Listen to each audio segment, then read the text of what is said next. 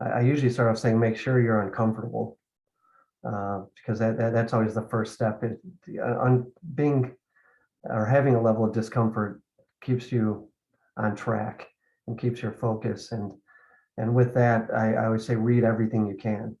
And I don't mean just about your industry and becoming an expert in your field, but there's so many ancillary and outside things that contribute to your decision making. It could be things like baking and learning how why do certain calls get called in a football game. There's so many things like that, and those are things that lend themselves to decision making processes.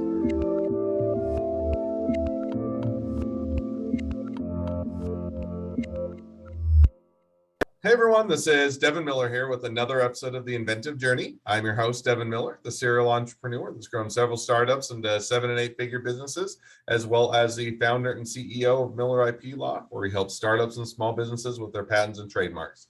If you ever need help with yours, just go to strategymeeting.com. We're always here to help. Now, today we have another great guest on the podcast, Timothy Kelley. And Tim or Timothy, whichever he goes by, is started in high school and was an artist and sports guys, which typically doesn't go together, but it worked out well for him. Went to college and started out in pre-med, but then decided to switch over to psychology. And then started working in the healthcare industry, became a pharmaceutical rep, and then worked for a company called TKI, which did CDs and VHSs and tapes and those type of things, made those. And the company started to sell products in the medical industry, started to create software for radiology and other things. Also started to move into hospitals and doctors and start using the cloud to replace the CDs. And that kind of brings us to where he's at a bit today, and he'll give us a lot more detail and throughout his journey. So with that much as an introduction, welcome on the podcast. Well, thanks, Devin. Appreciate it. And thanks for having me here. Absolutely. So I just took a much longer journey and condensed it in the 30 or 40-second version of it. So let's unpack that a bit and tell us how your journey got started as being a artist and sports guy in high school. Sure. Well, first, just call me Tim, because Timothy's only if you're angry with me. So, but yeah, back in high school, it's kind of people thought of you as an artist or an athlete, and I was both, and so it was kind of they usually don't go together. Which if you're playing sports, people say you can't draw something, but it wasn't the case. So just kind of a funny thing. So now you did that in high school and enjoying the sports, enjoying doing athletics, and they say, okay, now I'm going to go off to college. And I think you mentioned that you started in pre-med. And what made you decide as you're going throughout college to go from pre-med over to psychology? Just because too much beer and ladies, and it was too much commitment to stay in med school, so it interfered with my social life, and so psychology was just a fast way to get out. So never let your schooling get in the way of a good time. That's right. So hopefully, if I pass my learned lessons on to my kids, that there's sacrifice involved if you want to get further. So. Fair enough. No, that's a good. It is a reason. I was going to say that's a good reason to switch. I don't know if I would go so far and say it is a good reason, but it is a reason to switch to psychology. But then you still went down. I think you started. So you got your psychology degree coming out of school, and I think you started out working in the healthcare industry. Is that right? Yeah. Well, while I was in school, got hired by a pharmacy benefit management company. Oddly enough, called PMS, which is his own problem. But it was nascent at that time. That was a new industry to basically carve out sending prescriptions to people's homes at 3 months at a time for your maintenance drugs, carving out a major medical, and then watching the drug utilization review and comparing it to lost work time, hospital visits, doctor's visits. And it was found out that if people had more regular maintenance of their daily regimen of drugs that they needed for high blood pressure, diabetes, whatever the disease state may be, that they had better outcomes over time. Oh, that makes sense. And so you're coming out of school, doing that Y school, coming out of school, and then was that where you got into doing repping pharmaceuticals and kind of going in that direction, or how did you make that switch or transition? Yeah, it was understanding. I didn't know really anything about the pharmaceutical business at the time of getting into this PBM business. But you start to learn things about formularies and what certain drugs did. So it gave a broad background. And then one of the smaller pharmaceutical companies hired me to be a rep. And then going out and visiting doctors was a lot of fun because I love talking about medical stuff. And then you learn something that most people don't know is that reps really dictate how doctors practice medicine, which was a really interesting thing to learn is that most people believe that doctors just know everything, but they learn a lot from the reps. They're scientists by nature, and their learning process is part of being sold things from reps from pharmaceutical companies, equipment companies, whatever products they are using in their practice. So, but I always found that interesting. I teach them something about a mode of action of a drug and what expected results would be and contraindications and all those types of things, and then see them practice it in their practice. It kind of freaks you out a little bit that you're telling them how to treat their patients and then they do it, but that's the process. So now and that makes sense. So you transition and say, okay, I'm going to kind of go into pharmaceutical rep and, teach the doctors or teach the medical industry what drugs they might consider, how to treat their patients, or at least what options they have.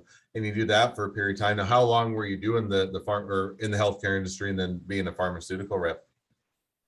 Well, from at that point, there was just a few years in the mid 90s, and then was hired by a pharmaceutical veterinarian company, actually dermatology veterinarian company, which is every time I mention that, people would say, "Do dogs get zits?" I mean, what are you talking about? And actually, they do, but there's a lot of other skin issues with dogs, cats, horses, certainly farm animals, and so addressing those kinds of issues. And from there, a veterinary distributor hired me where they carried 10, 12,000 different products. So all the drugs, all the hardware. I could even lease them a truck if they needed it. So from there, that's where I was introduced into radiology products like ultrasounds and digital x-ray, and started selling those to veterinarians. And then that brought me to TDK, which was the company you mentioned, sold tapes and CDs, and that's where most people know them. They're a big $7 billion conglomerate. But Just out of one curiosity, what made you decide to kind of move between the jobs? In other words, I get that you're in there, you're selling some of those products, you're aware of them, but what made you decide to, hey, I'm going to go work with TDK directly? Because on the one sense, I get that you've been working with radiology and they may have some overlap, but if I remember right, TDK wasn't, and I'm not trying to put words in your mouth, so correct me if I'm wrong, wasn't necessarily predominantly or in the medical industry or doing a lot in that area. And so what was the impetus for just saying, hey, I'm going to switch over, I'm going to take on this opportunity? Or did you see a gap in the marketplace? You thought you could make a difference? That was a good opportunity. What kind of was the genesis of that change? I'd say it was combined curiosity. They came to me as part of an outsourced management group to say, hey, why are these hospitals buying CDs and tapes and DVDs? And can we exploit that marketplace? Is there more of a place for that? So you're kind of sales and marketing guy and into medical. So joining this team, and I was curious too, what were hospitals doing with these things? And it was in the late 90s, so 98, 99, and found that they were replacing cine film is what they called it in cardiology. So back then, to record a cardiology study, basically a movie of your heart, they would record them on cine film like a movie. And so it was better to keep them in a digital format, and they're recording that onto CDs and DVDs. And yeah. And that makes sense. So they basically came and said, hey, we don't know exactly why we need, or why they're all these medical, we're grateful for the sales, but we don't know why they're all buying them. Can you help us figure it out why, and then see if there's an opportunity there? So now you say, yeah, I'd love to do it. Sounds interesting, and love to kind of explore that as well. Was it just a straightforward thing? It was a pretty quick, you could figure out why, and you broke into a whole new industry? Or was it still kind of building out that sector of the company, kind of as you're figuring that out and trying to build it and otherwise go after it, how did that go? Was it just, how did that exploration and building go? Yeah, it was discovering that that's what was happening. They were buying them, for cardiology, and then the video cassettes were being bought for obstetrics recording ultrasounds at that time. So, and moms would then get the copy of the ultrasound on a video cassette as a keepsake, in many cases back at that time. And with my partner at the time, we thought, geez, how much further could we exploit this? And so we wanted to push it into radiology and thought there's an opportunity to replace film and make radiology into a digital format. And at the same time, there was big companies like GE and Philips and Siemens pushing what they call PAC systems, which are essentially big storage systems for storing all the radiology images. And then doctors seeing them on a screen instead of slapping up film into a light box, which was the normal, protocol at that time. And the first couple of trade shows we went to, we were laughed at and said, "Hey, you guys are boneheads. No one's ever going to use these CDs." And now 20 years later, they're still the predominant format of exchange in healthcare. And it's becoming kind of weird that CDs will become this bizarre, exotic media of healthcare because it's the only industry that still uses discs. There's really nothing else. And so there's still a few movies left, but those are fading rather quickly too. No, so now, and that makes sense. And so it sounds like it was one where, initially it was a bit laughed at, but then it's become pretty well accepted. So you build that out and had a hand in building that portion of the industry out. No, I think as you were going through that, and it kind of talk or a little bit transition to where you're at today, or what you guys are doing today, but you've been doing that for quite a bit of time. Also, I think you mentioned got into a bit of the software, but you're really looking and saying, can now you take it to the next step, which is where a lot of other people are at. We're making it cloud-based, making it so that you don't have to have the physical or tangible CD or VHS or tape or anything of that nature. And so I think that's where you guys have now headed today. Is that right? Exactly. So looking to cannibalize a business once again and eliminate CDs and move everything to the cloud. It's much more convenient, much more secure, better for patients. You can keep your own personal records in the cloud. Moving that data is pretty seamless these days. And overall, like any of these markets, when the consumer market starts to drive it, the professional markets have to adapt to it. And you see more and more consumers just keeping all their videos and pictures and documents in the cloud now. And so why not your medical records too? And it's going to become standard practice.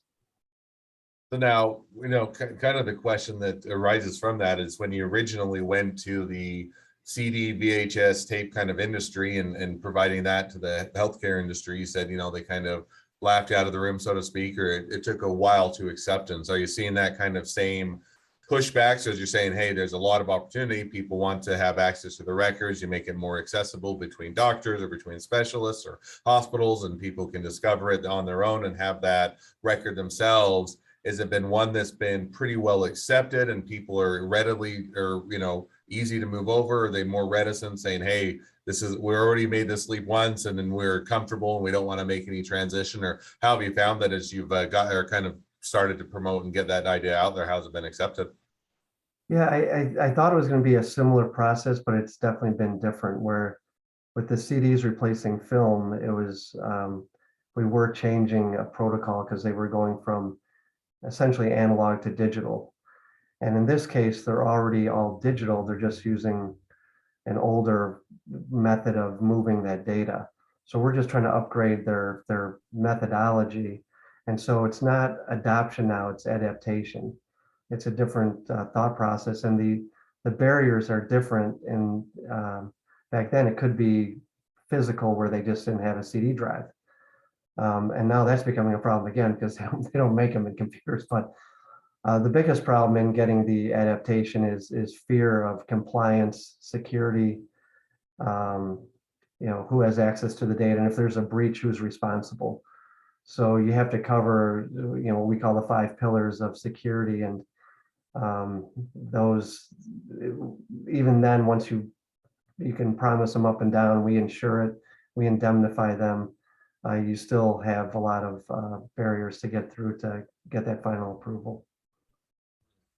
And are you starting to see that, you start to figure out, and that kind of happens a lot of times with any industry, that you're one of the first entrances, you're trying to make that shift or that transition. People are reticent a bit to change and the unknown, and how is this going to affect it? Is it going to work as well? Is it going to be reliable? Are they going to have increased liability? And so you have to kind of address all those concerns. Are you starting to see that industry they're starting to accept it, or is it still a bit of an uphill battle, or convincing them, or kind of give us an idea of kind of where things at today? Yeah, they're definitely starting to do it. It's been a harder push than originally anticipated, and a lot of that just has to do with how we encapsulate retiring those risks. So one, the first, of course, is security. So if we can retire that, the next one is this easy to use? Does it integrate with our current systems that we're already using? Is it fast? Is there downtime? And then ultimately, how does it affect their patients, and does it make their patients' lives better and their outcomes better? Well, sounds like it's definitely a fun or exciting time, a lot of opportunity, and Yeah. continue to work to change the industry and improve it for the better. So, well, that brings us kind of to where things are at a bit today. Now, if you're to kind of look in, and it kind of dovetails right onto that question, but if you're to look out into the kind of the next 6 to 12 months, where do you see, the business headed, you guys headed, and kind of what's the next steps for you guys? Well, we're pie in the sky type of guys. So our ultimate goal is to create a global healthcare communications platform where that's oriented around the primary diagnostic tool, which is radiology. So everything is moving towards, let's take a look inside as the diagnostic tool.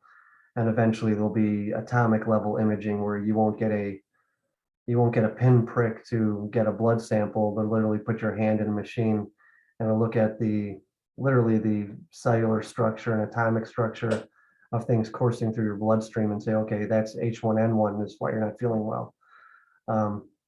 And I know that sounds like Star Trek-y kind of stuff, but that development is already out there. So if you look at these images as the primary diagnostic tool for, it could be from a broken bone to a cancer to a virus, that's going to be the primary tool. Radiology surpassed pharmaceuticals as the most expensive aspect of healthcare back in 2014, and that divide will continue because it actually even decides what your drug regimen is going to be. Certain radiology procedures.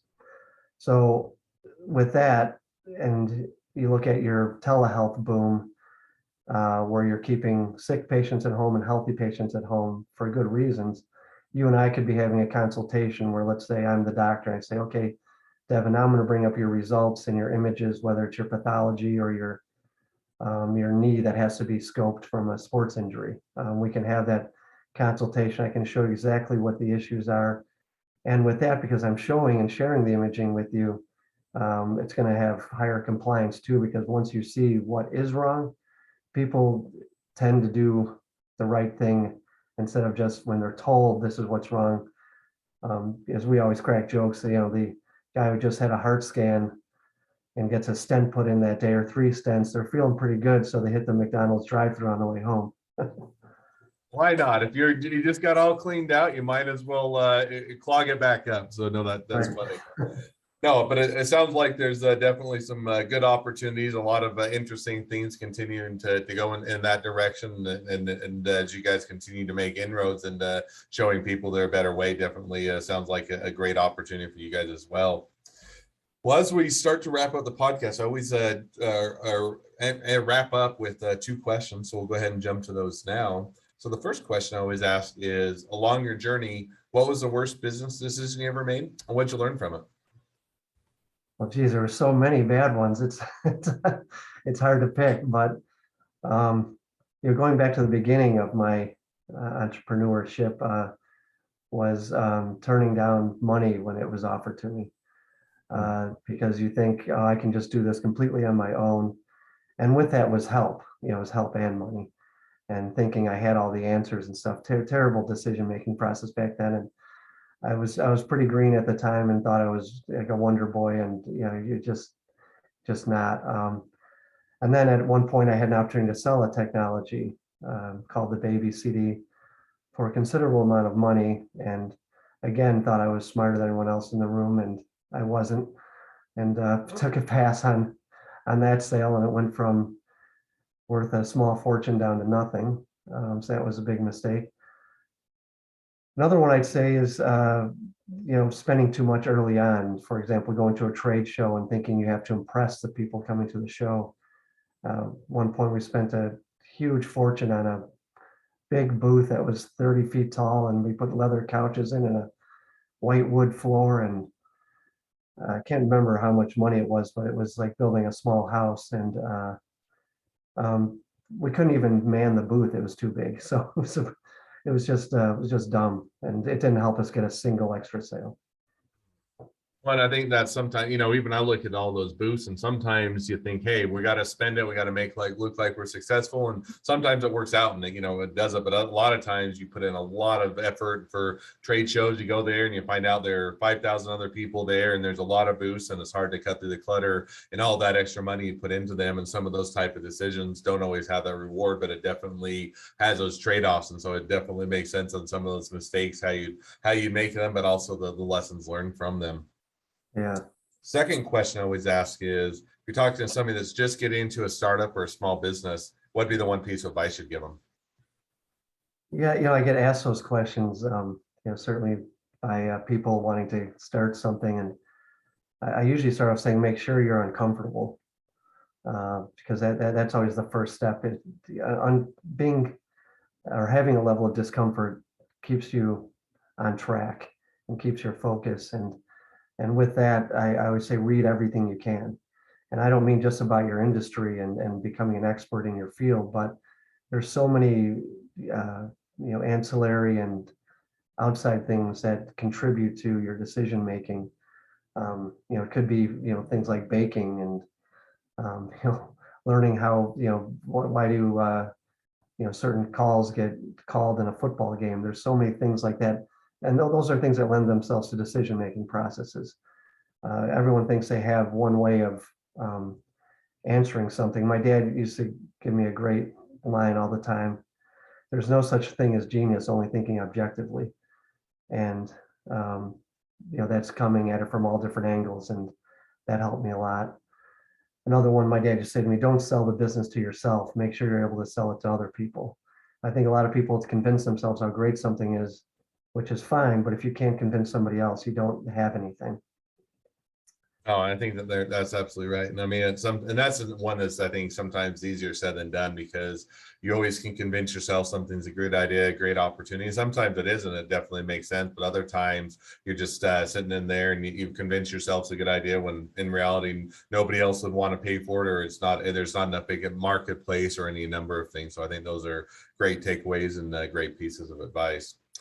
Well, as we wrap up the episode, if people want to reach out to you, they want to be a customer, they want to be a client, they want to be an employee, they want to be an investor, they want to be your next best friend, any or all of the above, what's the best way to reach out to you, contact you, or find out more?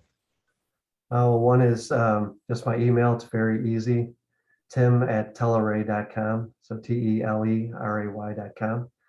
And then phone number, they can call us at 844-4-TELERAY, and just ask for me. And so pretty easy, or just go to our website and you can hit the info@teleray.com. All right. Well, I definitely encourage people to connect and check things out and make sure to utilize the services, especially if they're in the medical industry. So, but with that, thank you again for coming on the podcast. It's been it's been a pleasure. Now, for all of you that are listeners, if you have your own journey to tell, you'd like to be a guest on the podcast, we'd love to have you. Just go to inventiveguest.com and apply to be on the show. Couple more things as listeners: make sure to click share, subscribe, leave a review, make sure so we can make sure to share all these awesome episodes with everyone that's out there that's looking to do a startup or small business. And last but not least, if you ever need help with your patents, your trademarks, or anything else in your business, just go to strategymeeting.com, grab some time with us to chat. We're always here to help. Thank you again, Tim, for coming on the podcast, and wish the next leg of your journey even better than the last. Thanks, Evan.